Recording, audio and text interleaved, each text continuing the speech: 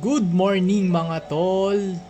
Yun, medyo matagal-tagal tayo hindi naka-upload ng video kasi nga na-busy tayo, nasa running era na kasi tayo. Pero ngayon yung matagal na plano natin na umakyat ng Baguio, ito na yon, ito na yung araw na yon. Tapos, ano pala to, Thursday, kaya medyo madaming sasakyan, morning rush. Kaya ginawa namin, nagpagas muna kami dito sa may Pandakan.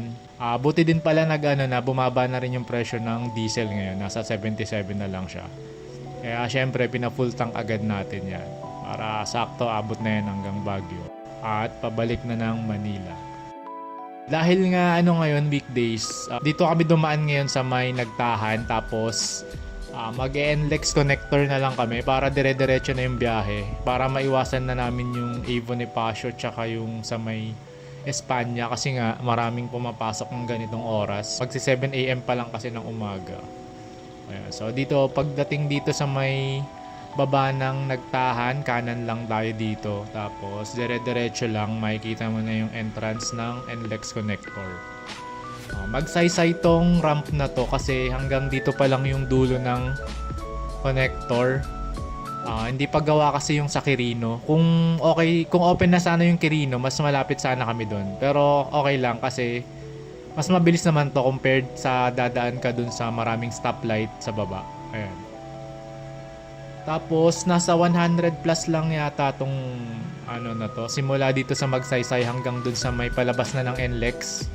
Sulit na rin kasi malaki na rin yung matitipid mo sa gas. Kasi hindi ka pa stop sa traffic. And kukonti lang yung mga sasakyan.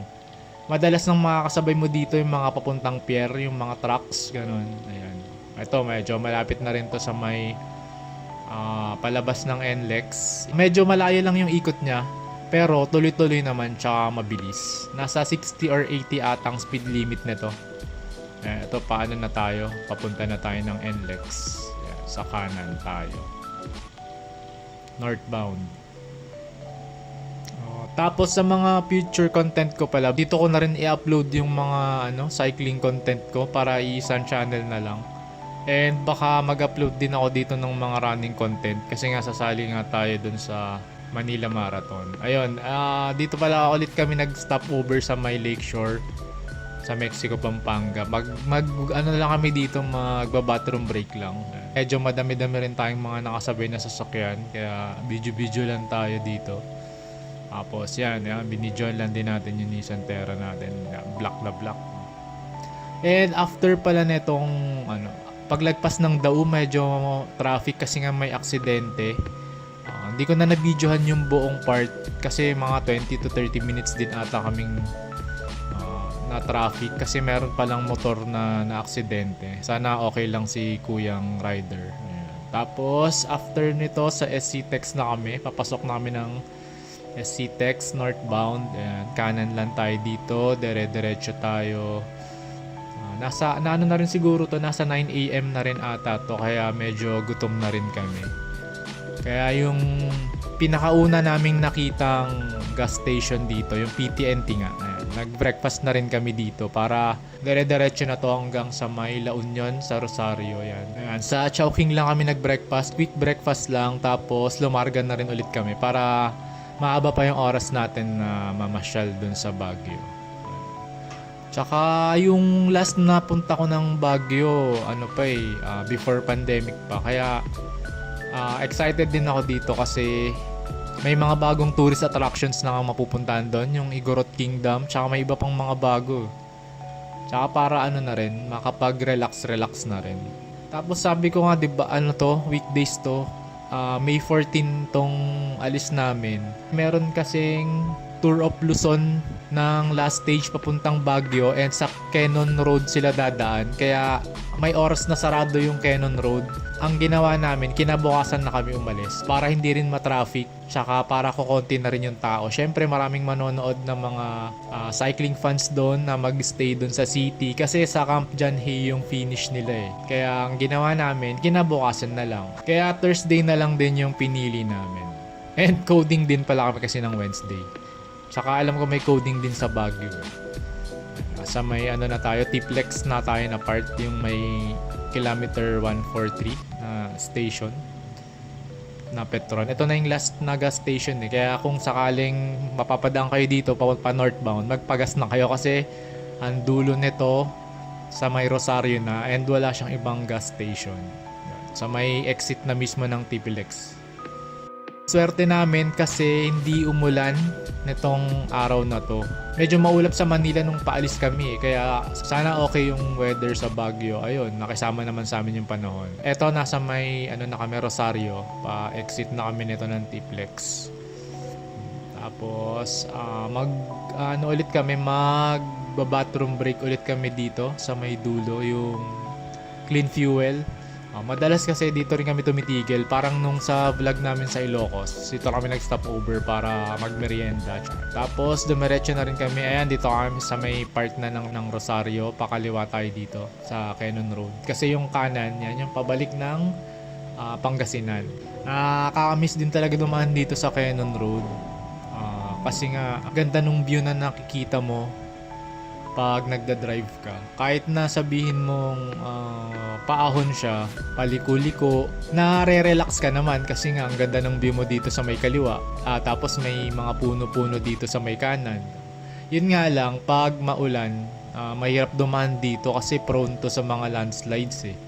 Kaya ang ginawa namin, tinignan muna namin yung weather forecast bago kami umakyat ng Baguio. And perfect tong date na to sa 2 days namin doon na pagstay sa Baguio. Ayan, tignan nyo dito, medyo maaraw po.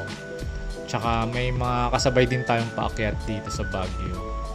Ang unang pala namin pupuntahan sana dito yung Good Taste. Kasi balak namin kumain, kaso papakita ko na lang mamaya na kung bakit hindi kami nakakain. Ito, nasa may Lion's Head na kami.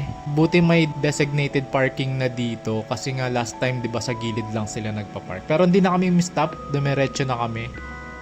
Balak kasi namin pag pauwi na ng Baguio kami dadaan doon para wala na ring araw, mga hapon na rin.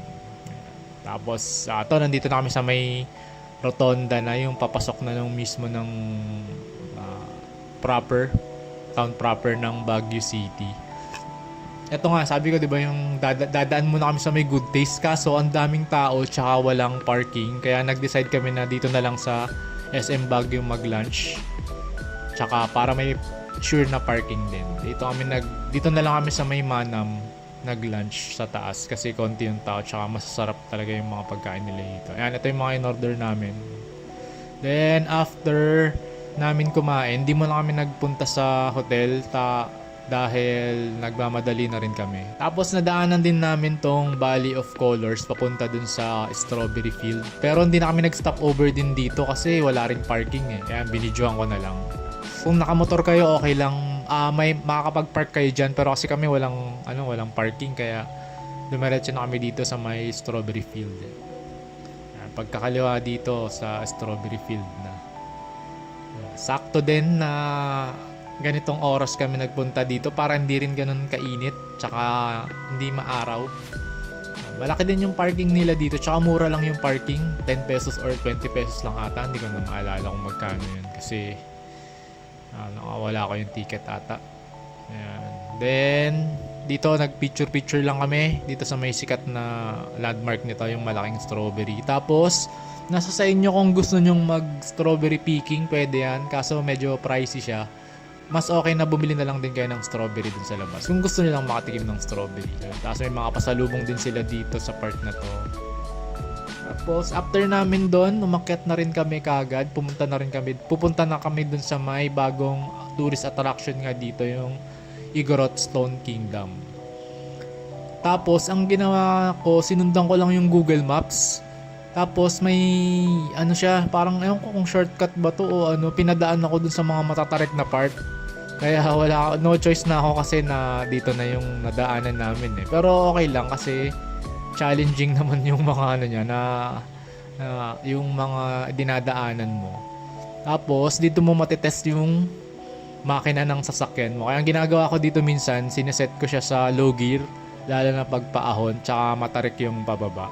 Tapos minsan sineset ko dun sa automatic, kaya pinapakiramdaman ko yung hatak ng makina. And so far, kayang-kaya naman ng Nissan Terra kasi nga okay naman yung makina niya, malakas din naman yung makina niya kahit papano kasi nakakaya niya yung mga ahon-ahon na ganito. Tapos, ito nga, diretso lang kami dito, papunta sa may Igorot Stone Kingdom. Medyo malapit na kami dito. Ayan na. Tapos, wala rin pala kayong problema sa parking dito kasi maraming mga parking space dito. May bayad nga lang. Dito na kami sa malapit lang nagpark. Kahit may bayad, para less hassle na rin. Para pagpasok namin, doon na kagad yung entrance. Ayan. Tapos, yun yung mga presyo niya. Post nyo na lang sa entrance fee.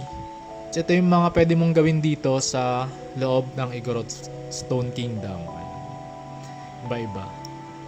Kahit ganitong oras, parami pa rin palang tao dito. Nasa 4 PM na ata to nung dumating kami. Ayan. Pabalik na rin ibang mga tao. Ayan, pwede kang magsuot dito ng mga traditional Igorot na costume. Ayan. Bali, ginawa pala namin dito, naglibot na lang kami. Umakyat-akyat kami dun sa mga parang view deck niya. Ayan, ito. Tapos nagpicture-picture lang din. Di na namin pinuntahan yung kabilang side eh. Dito lang kami sa may part na to sa may kanan. Ayan, kitang-kita mo yung overlooking ng Baguio. Pagkatapos namin dito, nag-check-in na rin kami dun sa may hotel. Ang napili namin na hotel yung Elmar Cabin. Ayan, check nyo na lang din yung mga prices nila sa Agoda or sa internet. Ayan. Maganda siya kasi parang bahay lang siya. Tapos mura lang siya. Good for 8 person pa ngayon nakuha namin. 5 lang kami. Kaya sulit na rin to kahit papaano. Mura na siya. And malapit pala siya sa city proper. Kaya okay din. So pagdating nga nung gabi, hindi na namin ginamit yung sasakyan. Nag-commute na lang kami kasi malapit lang din naman. Tapos kumain kami dito sa may Good Taste. Medyo marami nga lang tao kasi dinner. Pumila na lang din kami. Mga 15 to 20 minutes lang naman. 20 minutes, nakapasok na rin kami, nakahanap na rin ng table sa amin. Tapos ito yung mga set meals nila, tsaka combo meals. Andiyan na rin yung presyo, i-post nyo na lang. Kasi kadalasan ng mga nagpupunta dito, ito yung recommended nila na pupuntahan tsaka kakainan. Kasi nga malaki yung serving tapos mura. Ayan. Tapos ito nga yung mga in-order namin. Yan, may dessert din kaming in-order. Tapos ganyan karami yung mga serving nila. Ayan, 'di ba? Galante sila sa gulay kasi mura lang yung gulay dito. Ayan. Then pagkatapos namin kumain, naglakad-lakad din kami dito sa may Burnham papunta sa night market. Na tumambay lang din saglit tapos bumalik na rin kami sa hotel. Ayun. Tapos abangan niyo yung date namin na pag-iikot pa sa mga ibang tourist attractions. Ayun lang. Thank you. Bye-bye.